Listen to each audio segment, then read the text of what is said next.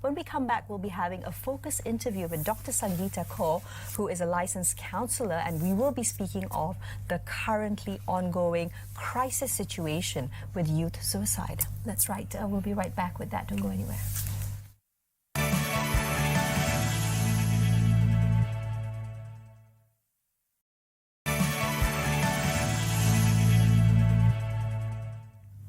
Hello and welcome back to Bernama. Today you're with me, Sangeeta Kaur, and now we zoom in and focus on May. As a matter of fact, May is also Mental Health Awareness Month, and we just actually passed by Mental Health Awareness Week, which was from the 13th to the 19th May.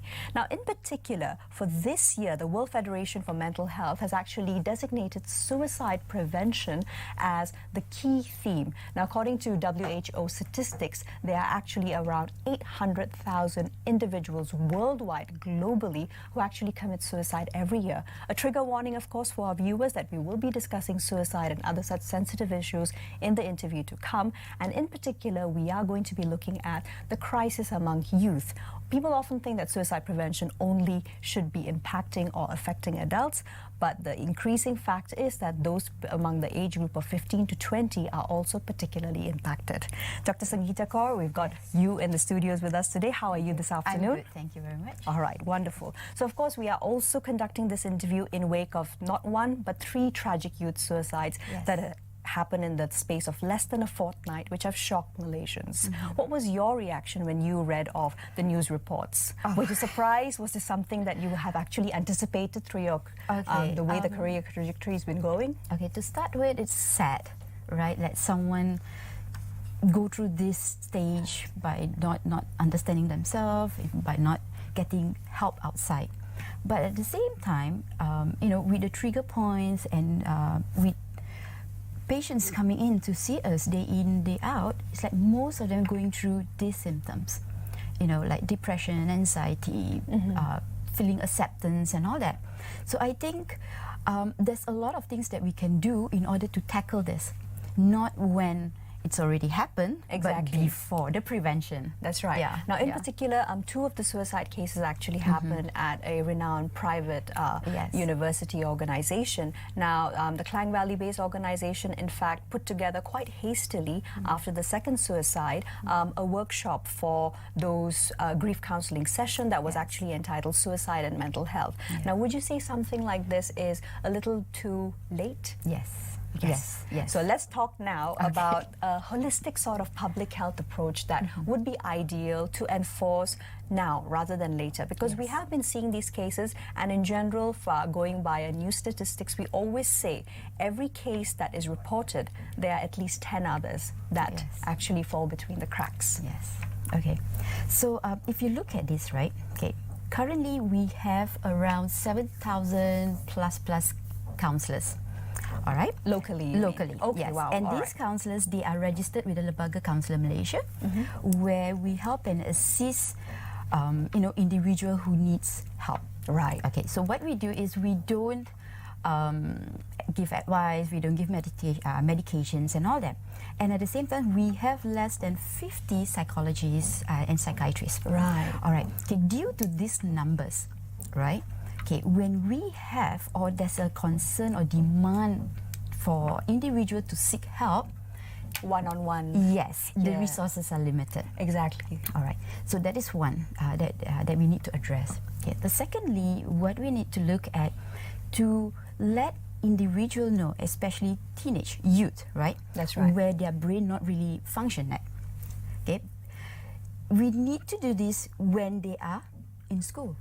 We need to start educating them from school, you know, about love yourself, understanding the barriers, where can I seek help, your support system, my safe environment. So all these need to set before it happens. Right, exactly. Yes. Because one can see along the scale of life scope, perhaps the stress levels increase once one is out of high school, you go into university. It's a completely different atmosphere, exciting, but at the same time it can be very stressful as well, right? Which is why we see a lot of this happening during that bridge between you know, youth, teenagehood and moving into young adulthood. So what could actually be done from the awareness campaign side of things? Okay. And you were speaking also of the fact that it needs to be something that is done holistically. Yes. Let's look at the Ministry of Youth, Ministry of yes. Education, Ministry of Health. How could they potentially collaborate Okay. to make the most of this? Okay, that's a very good question, because if you look at it, when we talk about mental health, right, most of us just ignore as if it's not there. Yes, right. we just go about our days, our years, our lives. Because being human, if we can't see it, therefore it's not there. Very true. All right. So right now, the Ministry of Health has come forward to address these issues, right? They are doing a lot of research right now to understand how can they move forward so that awareness there, not only towards the youth, but also to the parents, to the society and all. Okay. Second, you have the Ministry of Education. Correct. Where we need to instill these skills when they are still young. Okay. We don't talk about in the secondary, primary, but very young, like in the kindergarten and all that. Even earlier, to be self-aware, Earlier, right? yes. But how do we overcome the huge barrier which is living in an Asian society where mental health is still so stigmatized? Even Yes. the elderly who perhaps Yes. have Alzheimer's, schizophrenia, bipolar disorder, they get stigmatized, they get abandoned by families. Yes, so that is why campaign like they need to come up with a lot of campaigns through social media, Right. to mainstream That's media. so visible, right? Yes, it's Yeah. there. It's like right smack on your face. Correct. Can't miss it. No, Yeah. it's there. Right. And then next we have the youth minister. That right.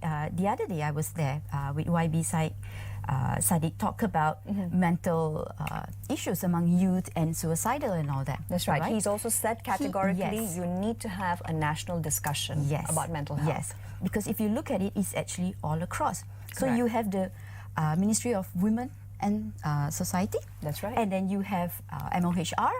And then you have so many different ministries that need to address this, because you need to understand whatever happened at home, it will carry to the school, it will carry to your workplace. Correct. And the same, whatever happened in the workplace and in school, you will bring back. Right. So if they don't have the coping mechanism and understand how to address this, then you see the level of anxiety, suicidal, self-harm. That's right. Correct. Will increase, right? And we need to also educate parents that it's okay to go out to seek help.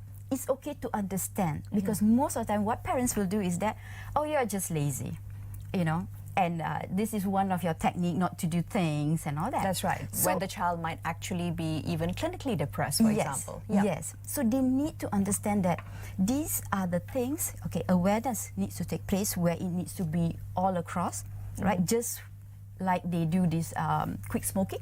That's right. Yes. Right. You go very hard. So you've got to go equally hard for mental health. Now, speaking about mental health, Yes. you also do conduct workshops and sessions in schools. What is the general feedback that you actually get from children once they actually have access to a proper counselor? Do they open up pretty easy? They open up. Okay. Another thing that when we have students coming to see us and all that, come to see us and all that, okay, the thing is we sometimes need to undo the stigma of school counselors. Step one, right? Yes, step one, school counselors. Because, I'm not telling everyone, every school counselors and all right, have this thing, but most of the time, any issues that's being brought up by the students, within hours, within days, the teachers will know.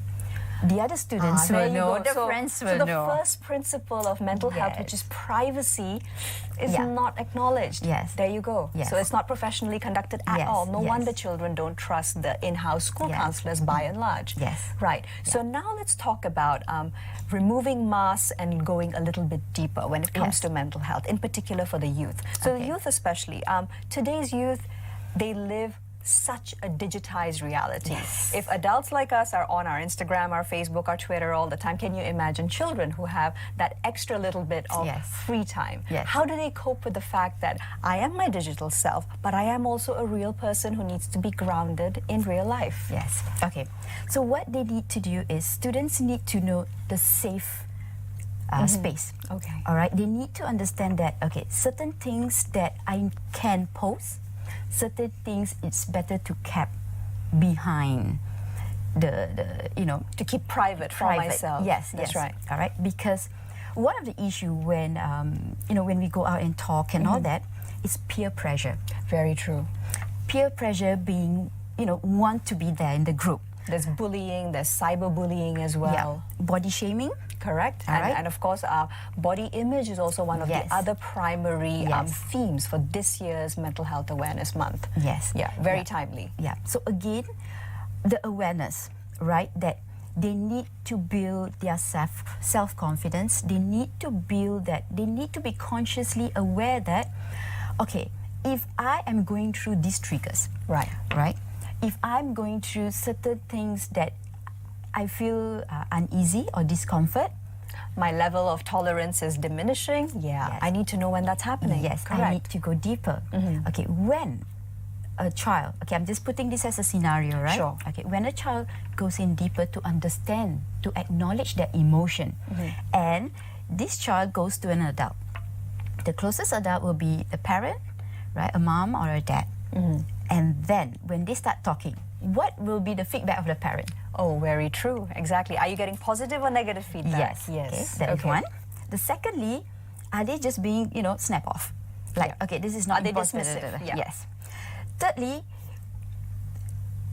how much trust a child have towards the parent? Very true. That relationship needs to be solid from the get-go for the child to even consider sharing what trauma, if they are going through something, right? Yes. Yeah. So that system need to address, right? Because the moment the child goes down deeper to address certain emotions, certain trigger point, and then when they go to an adult, and when they ask this question to an adult, and the adults got triggered. That's right. So as an adult, you need to really go in and recheck. So you also need to manage your own emotions as the adult in the situation. Yes, Let's now talk about personality and what role that plays and how particularly youth cope with different stresses. Like you were saying earlier, so parents will generally say, oh, you're probably being lazy, when the child might actually be depressed. Yes. So how do we overcome that general stereotype? Okay, just to address the personality first, right? Okay, Sure. we need to understand that we are diverse, right? And we have different personalities, and different personality look at mental stress, mental issues, challenges, and help differently. Okay, if a child who is an introvert, we put it as an introvert, right? Right. And the parent is someone who is outspoken, and when a child goes to a parent and say that, okay, I'm feeling this, I don't really want to share. Today was a pretty bad day. Can I talk about it? Yeah. Yes. Okay. And then the parents start giving advice in the sense of, I need to tell you this, rather than being an active listener. There you have it. Yeah. Okay. So being a good listener is just different, all right? Because based on our personality also, we choose what we want to listen. Very true. Okay? And again, what we want to listen based on what we have gone through over the years. Okay, we have an individual who says that, oh, whenever someone call me bodoh or stupid, it just trigger. I can just raise my voice. I can just shout at that person. Yes. So we need to understand. All right. So another important things that we need to know is that how to deal with different personality. All right. If you are someone who is quiet, an introvert, and I am someone who is extrovert, and you need information, and I'll just bombard you with answers, bombard. Yes. After some time, you will have your defense mechanism on, and you just being polite, just be there. That's right. And that's it. But you're not processing. Okay. So to wrap it all up nicely, Dr. Sangeeta, what would be perhaps your top mental health tip, especially for youth out there? Okay. All right. Most importantly, they need to address who can be their support system. All right? A place where they feel safe, a place where they are able to trust an individual. It can be parents, it can be teachers, it can be their mentors, or friends who they are close with, or maybe someone outside. That's right. Someone who's trusted and verifiably so. Yes. Secondly, they need to understand where these emotions, these trigger points come from. Correct. Examine yourself a little bit. Be more self-aware. Yes. It's not about, look in front of the mirror and, this is my body, this certain part that needs to adjust. deeper. It goes deeper. That's right. Right. And what we can do is so that's the second one. That's right. The third one is whenever you go through an emotion, a very low emotion, right?